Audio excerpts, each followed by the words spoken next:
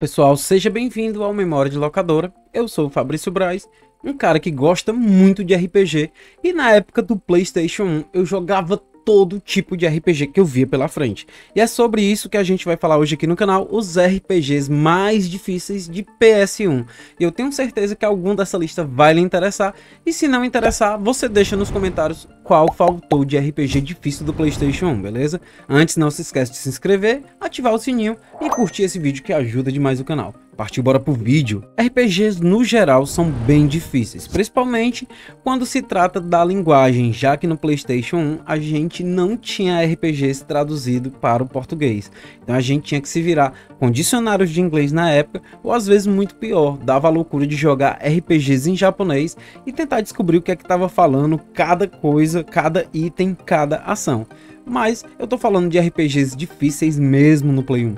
E eu vou falar do primeiro, é Vagrant Story. Vagrant Story já é bem diferente e o tema é bem mais adulto, sendo que rola um assassinato enquanto você tenta descobrir uma conspiração secreta entre uma seita e um membro sênior do parlamento. Sim, é uma história bem mais adulta do que outros RPGs da época do PlayStation 1. E eu gosto bastante desse RPG, apesar de nunca ter zerado, porque eu acho ele realmente difícil. Vagrant Story é conhecido por ser difícil.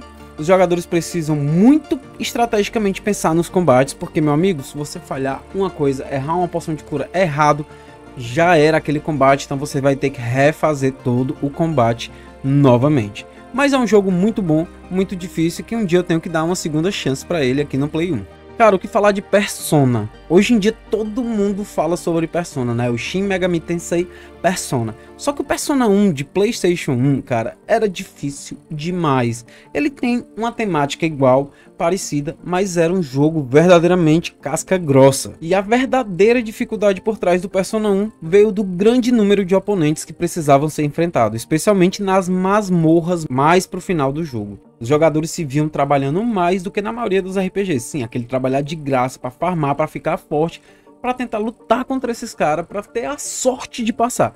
Era assim que funcionava o Persona 1, era difícil pra caramba. Eu lembro de ter jogado o Persona 1 e o 2 no PlayStation 1, acredito que tem um 2 também, se eu não estiver enganado. Eu gostava porque eu achava bem diferente, você podia invocar lá os monstros, né? Eu achava um pouco parecido com Pokémon, já que eu era tão fã de Pokémon na época. E como não tem Pokémon pra Sony, o Persona 1 me chamou bem a atenção na época, mas eu achava assim difícil, só que eu adorava aqueles gráficos, e por ser um RPG que se passava em uma cidade, em escolas, esse tipo de local que a gente tá mais acostumado, diferente de todos os outros RPGs que ou era muito futurista ou era medieval. Kingsfield, esse eu vou falar, mas eu nunca joguei. E eu fiquei surpreso de saber que ele é do mesmo criador de Dark Souls. Então, meu amigo, pode ter certeza aí que a From Software fez Kingsfield e o jogo deve ser difícil. Embora o desenvolvimento tenha começado para o PC, a equipe decidiu migrar para PlayStation. Kingsfield coloca o jogador dentro de uma masmorra cheia de monstros e os incumbe de encontrar a porta escura que está sendo usada para encher o reino de um grande mal. Embora haja uma boa quantidade de conhecimento por trás dessa aventura sombria, Kingsfield não se parece muito com os jogos posteriores da From Software, exceto talvez na categoria dificuldade. Mas fica aí um bom jogo se você quiser jogar um jogo difícil de RPG dentro do Play 1. Tá aí Kingsfield para você jogar, tem um pouco aí do que era o antecessor de Dark Souls, basicamente. Com muitos personagens para você jogar, muitos amigos para ter dentro da sua party, Chrono Cross foi interessantíssimo, ainda mais por se tratar de um sucessor de Chrono Trigger que fez sucesso imediato no Super Nintendo e é lembrado no coração de todos, inclusive o meu até hoje. Chrono Cross tem uma temática bonita, a trilha sonora do jogo é uma das trilhas sonoras mais bonitas que eu já vi, eu escuto ela como música no meu dia a dia, pode ter certeza disso. Ele foi lançado em 1999 e o personagem principal, Sage, acidentalmente viaja para uma dimensão paralela onde morreu 10 anos antes. A história de Chrono Cross pode ser complexa, especialmente para a época, mas a dificuldade é ainda maior. Sem um sistema de nivelamento tradicional de um RPG, Chrono Cross força os jogadores a utilizar muito mais estratégia com seu grupo em combate. Cara, eu vou te falar, tem um lance do final, eu cheguei quase no final do jogo, eu não zerei. Tem um lance de uns dragões que você tem que ficar mudando o estilo de batalha.